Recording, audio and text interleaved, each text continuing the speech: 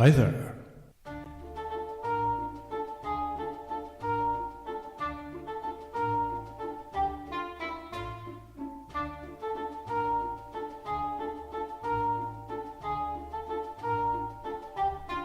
Broadcast yourself. That was I think the first tag or the first catchphrase of YouTube when it was when it came out. Geez, I don't even know how long ago it took, but for a while YouTube was just a lark. I remember, it was like a place where you could share your home videos, I guess, with your family scattered across this grand vast union. You could put up your videos of the grandchildren, and running around in the backyard and picking up all kinds of horrible deer feces related illnesses. You shouldn't really walk around barefoot. Not a good idea. Never is. You wonder why your kid is like sick all the time. It's probably because they're running around barefoot. I had a friend who had a baby recently, or maybe, I don't know. She unfriended me. She was one of those people who unfriended me because I didn't care that Trump was president or something.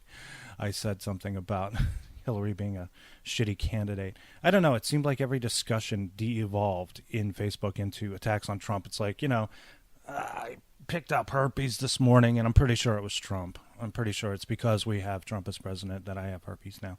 Whatever relates to that. I don't know. She had just was talking about something or something, and then some idiot friend of hers, who I'm later told is a college professor, says something like, "Oh, well, Trump's a terrible president," and really the conversation had nothing to do with Trump. And then I chimed in. I said, "Well, Hillary was a shitty candidate, and that's why she lost. She didn't go to Wisconsin, and she called half the population, half the voting populace, a basket of deplorables. Not the best way to go." She gets really pissed off at me, tells me to fuck off. I'm like, "What? Why are you so angry? Why are you so angry?" Anyway, she shows a lot of videos of her kid running around barefoot in their backyard in upstate, well, not even upstate, 50 miles up, in the same area we lived for a long time, for 4 years. And she complained constantly back when I was her friend. She was like, I gotta take the baby again to the hospital, running a fever of 105, horrible infection. And I'm like, there's a lot of deer, and that's the kind of place where I wound up getting Lyme disease and stuff like that. Anyway, shouldn't run around barefoot. Not a good idea. I don't care where you live either. You could think you live in the cleanest area in the world. You're going to get sick if you run around barefoot. You can run around on white sandy beaches and pick up a horrible infection. So anyway, getting back to YouTube and all that. For a while there, it seemed like for about 5 or 6 years, it was just that. Home videos and cat videos, of course. It becomes the cat videos all the time. It's all about that. As I mentioned before, the whole purpose of the internet was to put cat videos up.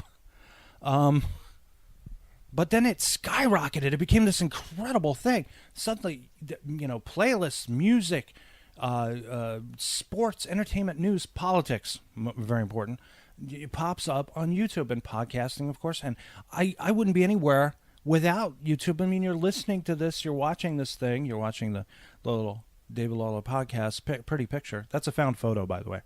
In case you were curious, I found it. It was a found photo, no claimed ownership. The music is a piece from the YouTube music library. And I really like what this guy does, actually, this Kevin MacLeod. I've used some of his music before. Always give him credit. It's very important that you give credit. Like, I'm going to play a clip a little bit later, and I'm going to give credit for that clip. Because, that's really all people ask. If they're not asking for money, just credit me. Just give me the credit. I've worked on other people's projects, and I've not received credit for some of them, and it's really irked me because it's my contribution. It's what I'm bringing to this, and you're not going to give me credit. Up yours. The people who have done this know who they are. So YouTube is this massive thing. Now now we've reached the point where it's 38% of the internet is YouTube. I mean, it's 38% of internet traffic. It's probably up to 40 by now, given how kind of the downturn that Apple and iTunes have taken in the last 6 months. iTunes only accounts for about 13%. Netflix overwhelmingly dominates the streaming, and it therefore dominates internet traffic. So it gets the highest percentage, and then there's the other, which is about 14%. So getting back to YouTube, you can now find so many different things. Everything that I've done on To David's, the video series, is clips. If it wasn't something I produced myself, like say I was showing my Warner Brothers clamshell collection, and I had my daughter model for me those, do a little Vanna White and show us the tapes because she's so beautiful. I just love putting her on the show. She's gorgeous. But everything else that I took to use for like video, little trailers and all this stuff that you really can't find is fantastic. I took it from YouTube, which it irks me that sometimes my stuff gets blocked because of content, and yet all that content is found exclusively on YouTube. So you wonder how the hell the people who didn't originally post this stuff weren't getting blocked or banned, unless they came to some kind of an agreement, but we'll never know. YouTube, massive cultural entity. It was such that, a couple of years back, Time's Person of the Year, it was a cop-out because they made it you, and they basically they took the cover of the Time magazine and turned it into a kind of a reflective surface, although it's really a very murky reflection. So maybe there's a meta comment to be made in there about YouTube being not you, but a murky reflection of you. But unfortunately, www.murkyreflectionofyoutube.com doesn't really roll off the tongue. It's not, YouTube is more. I mean, it's like it's a word in the dictionary now. Google is a word in the dictionary, stuff like that. But it is fantastic. My wife has a very popular Halloween playlist where she's got I don't know how many songs she's got on it now, 50, 60, something like that. I don't know. It's all a collection of, rock songs with a that could be vaguely horror type stuff. Like Thriller, Michael Jackson, Werewolves of London. Kiss is Almost Human that I had to push for. That's kind of a scary song, I guess. I don't know. It's just like scary stuff. More scary related. I Put a Spell on You by Screaming Jay Hawkins, even though I think the Creedence version is better, technically. What's that? There's some song, I think it's Death of a Texas Ladies Man, stuff like that. I'm trying to push for Suzanne Santos' Ghost in My Bed, which is a great song. It's a great song. You got to hear it. Ghost in My Bed. It's a little bit produced. The best version of that is probably on the Joe Rogan podcast, where the Joe Rogan Experience, he interviewed Honey Honey, Suzanne Santos being one of the members of that, and an extremely beautiful woman, I might add. They're kind of like folksy, grassroots, bluegrass, bluegrass, folksy kind of stuff. Not quite country, a little too alternative to be country. And they did an acoustic version of that song, Ghost in My Bed. It plays much better than the fully produced song, but great song nonetheless. It wasn't really my cup of tea back in those days. I was into rock and roll. When I was a kid, I was into rock and roll, hated everything else, hated rap too. And then you kind of grow up, I guess you get wiser, or maybe you just don't care. You don't care what people think of your music taste, which is great. I'll have an episode sometime about musicians we're required to like for validation. That should be a lot of fun. Hang on a second here.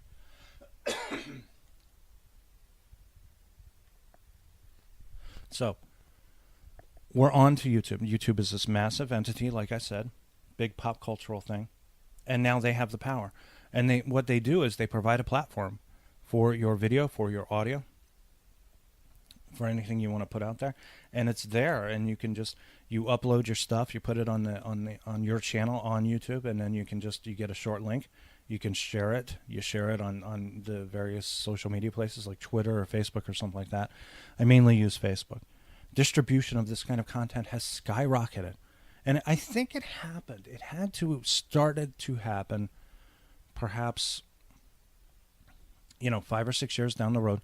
2009, 2010, and then going into, and it gets bigger and bigger and bigger. It sort of makes stars out of people, I guess. And apparently you can make money, but I've never seen any actual true example of people making money at all from YouTube.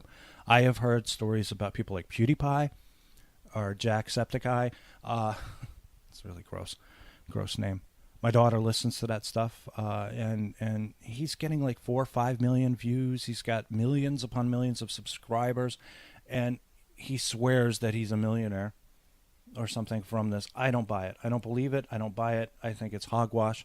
The only people making money are YouTube, and I don't think YouTube is really making the kind of money hand over fist that they want people to think they're making.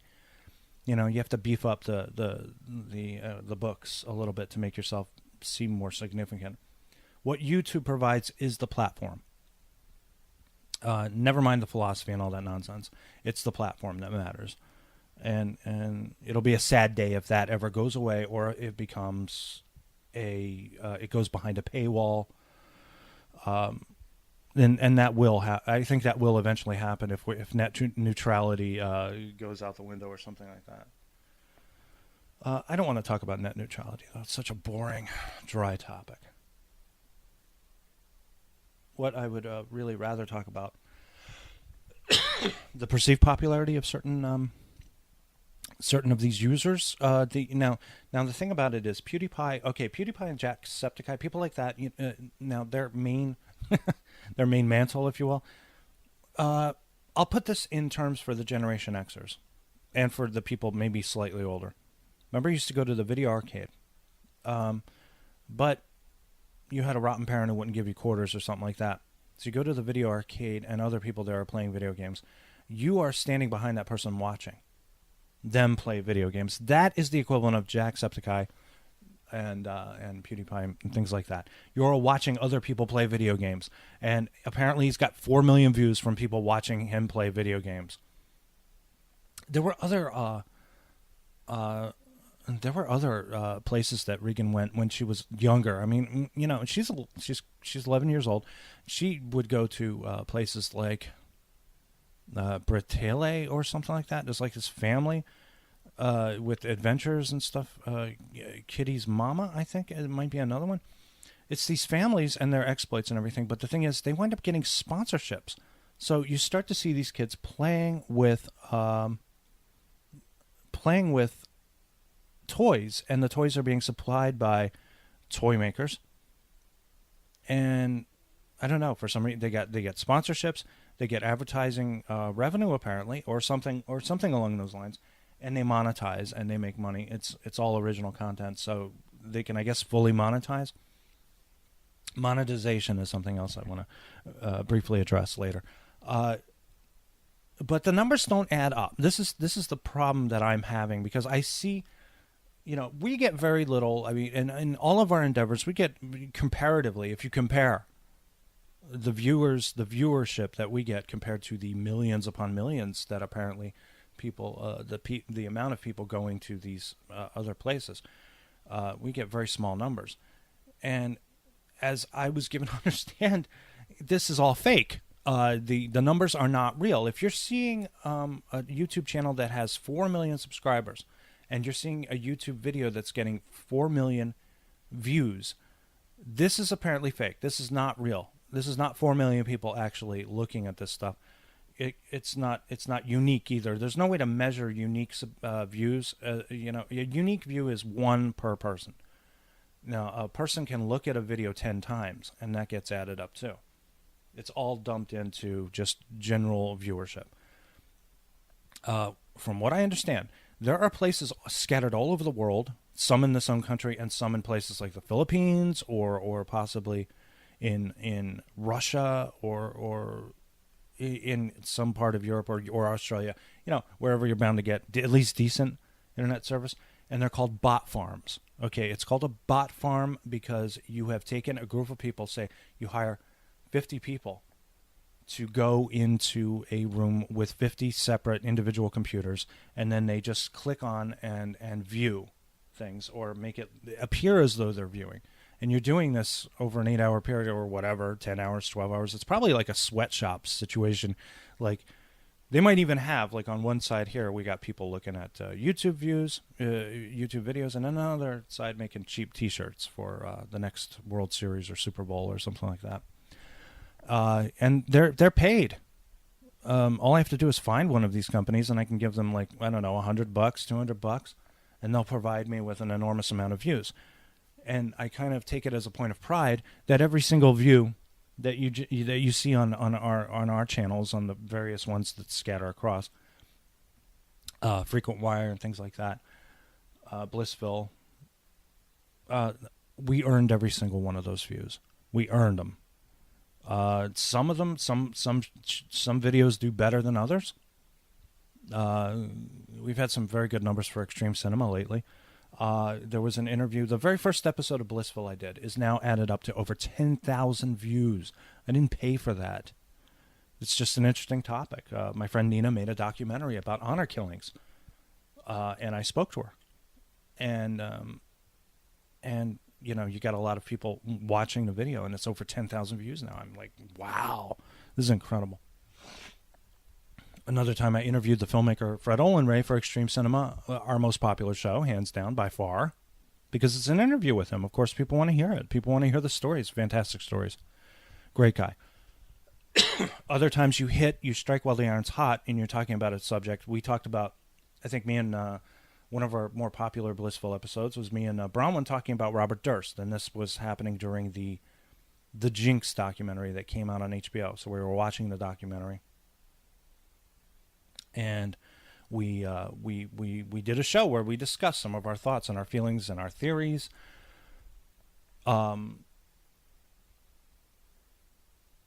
So what else? So you basically, you pay to have these bots, and then a combination of algorithms sometimes to get views, and you're going to wind up with a lot of views if you pay for it. So it winds up being fake. If that is really the case, then all you have to do is just get these bots. You pay these viewing services. They look at your videos. They boost up your numbers artificially so that you're always at the top of the pile. Like with iTunes. Do you ever notice iTunes podcasts? They always say, give us a good rating. You know, give us a 5-star rating. You're not supposed to actually do that. You're not supposed to actually tell people, give us a 5-star rating. No, you're saying, go and rate the show. That's what you should do. Go and rate the show. Don't just give somebody a 5-star rating. And that shoots you up to the top of the recommendations and the suggestions, and it has more people looking at it. To my knowledge, I don't know if there's anything connected between iTunes and bots. There probably is. Probably is. If you can manipulate the numbers of YouTube, you can manipulate the numbers of anything, which makes computers wholly impractical in terms of security. If there's a way to hack, then there's a way to manipulate with that. Now, getting on to actual, what seems to be the big problem now with YouTube is blocking of content. And it can be blocking of content for either monetary reasons, monetization, copyright, publishing rights for certain songs that are used. I know I use plenty of songs.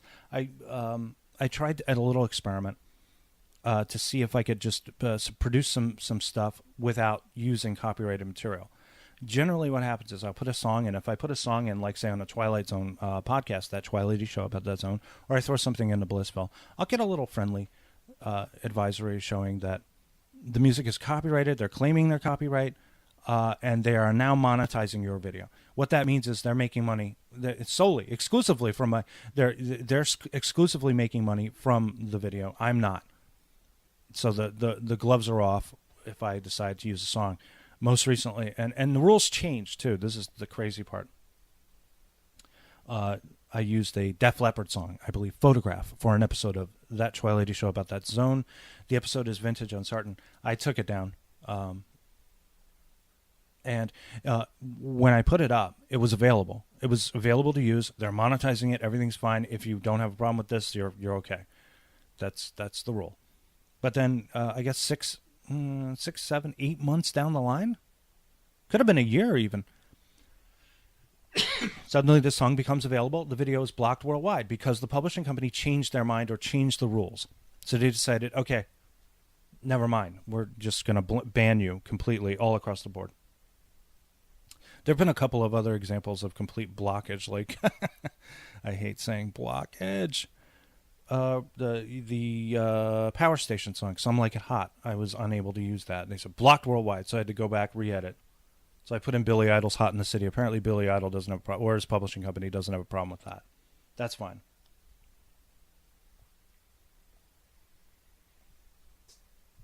Apparently, my stomach is making noises over here. It's been making noises all week. So that's where the monetization comes in. YouTube is adjusting the rules to give themselves the money, or to then funnel the pennies that they might be making. You know, the kind of views that I get, I'm happy if a show gets 100 views, okay? But if a show's getting 4 million views, is using your song, that might add up to a significant amount. I'm not really sure. I've had discussions with my friend Mark Giacomo, and he's told me that some of the videos that he posted have been very popular. He monetized them, and he tells me he's getting pennies, or even half pennies, or wheat pennies, or straw pennies, or 2 pence, or something like that. Not even enough for a cup of coffee. So it's obviously people are getting very wealthy on it. It's just not any of us. Now I want to roll out this clip from the recent No Agenda show. If I can find it. If you're banking your future on a career as a creator, you might want to start looking at some other vocation. Because unless you are the superstar in bed with the video platform, then let's face it, there's only YouTube really. You're not going to make money, and you're probably going to get demonetized and eventually kicked off. So, a word to the wise. A word to the wise. That was from the most recent No Agenda episode. No Agenda is a show starring Adam Curry and John Dvorak. I want to give credit for it. Show 987. And the point is well taken. When they make the rules, you get nothing.